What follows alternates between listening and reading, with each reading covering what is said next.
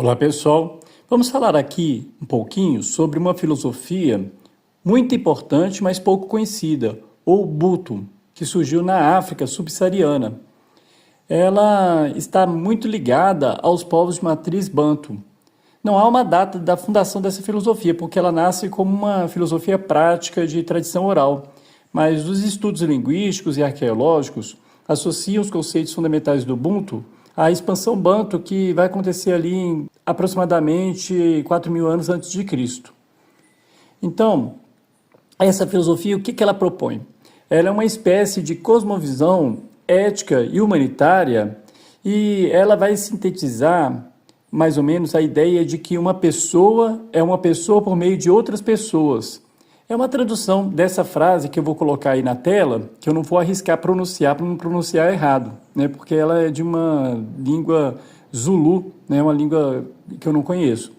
Ao contrário do pensamento ocidental moderno, que frequentemente vai colocar ali o indivíduo e a razão isolada no centro da existência, como o penso, logo existo, de René Descartes, que inclusive foi acusado naquela época de solipsismo, né? O Ubuntu, ele vai fundamentar a existência humana na interdependência e na comunidade.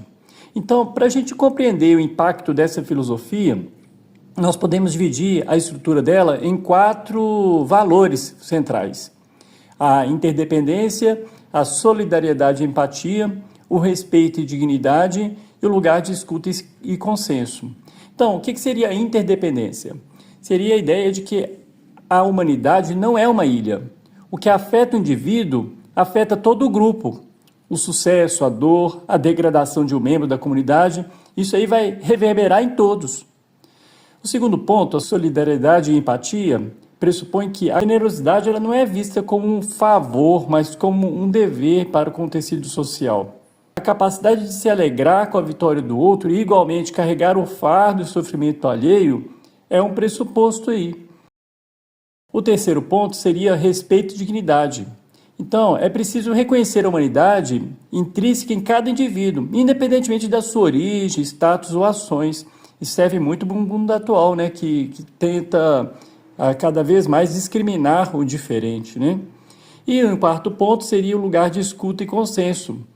Ou seja, nas tomadas de decisão comunitárias tradicionais baseadas no Ubuntu, eles vão buscar sempre o consenso através do diálogo exaustivo, garantindo que todas as vozes sejam integradas, em vez de uma simples imposição da maioria sobre a minoria. Então não é necessariamente como a gente pensa hoje, né? Até nosso conceito de democracia muitas vezes é isso, né? Você pensa na maioria e a minoria acaba tendo que se adequar, e não, eles tentam incorporar todo mundo nessa visão. Essa filosofia na história, ela vai deixar de ser uma tradição oral e vai se tornar uma ferramenta de reconstrução política, principalmente no século XX, especialmente na transição da África do Sul após o regime do Apartheid. A gente vai ter ali líderes como Nelson Mandela, o arcebispo Desmond Tutu, que utilizam o Ubuntu como base conceitual para a Comissão de Verdade e Reconciliação. Em vez de buscarem uma justiça puramente punitiva ou retributiva, que seria aquela ali que foca no castigo, eles propõem uma justiça restaurativa. O que seria a justiça restaurativa?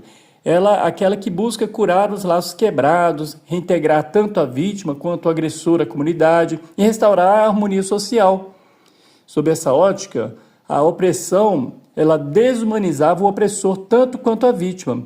Logo, a cura precisava de ser mútua. Então, essa proposta é uma forma de tentar reincorporar uma sociedade. E outra coisa, não é que o oprimido se torne opressor, né? A ideia é essa. Você vai considerar o opressor também como, teoricamente, né, como uma vítima, que desumanizou também, né?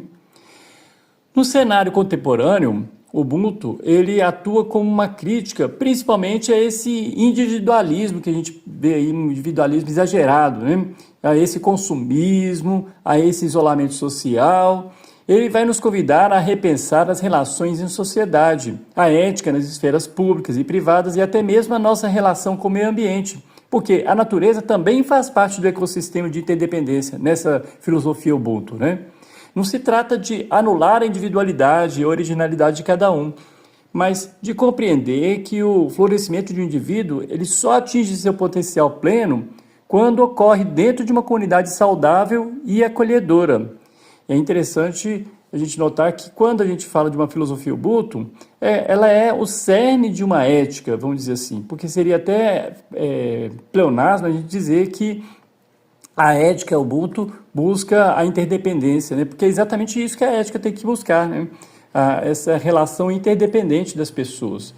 Então, gente, eu espero que tenha sido claro. Se alguém quiser fazer algum comentário a respeito dessa filosofia, tiver um conhecimento mais aprofundado, vai ser interessante a gente aqui começar uma reflexão a respeito dela. Até o próximo vídeo.